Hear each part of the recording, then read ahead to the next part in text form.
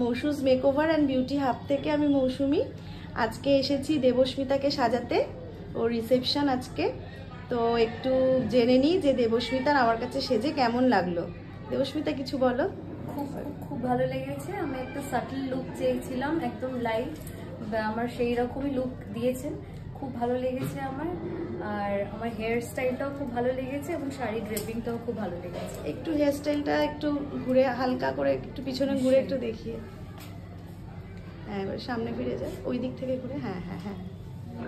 তো এই হচ্ছে দেবস্মিতার লুক। আমি দেবস্মিতার শাড়ি ড্রেপিংটাও দেখিয়ে দিই।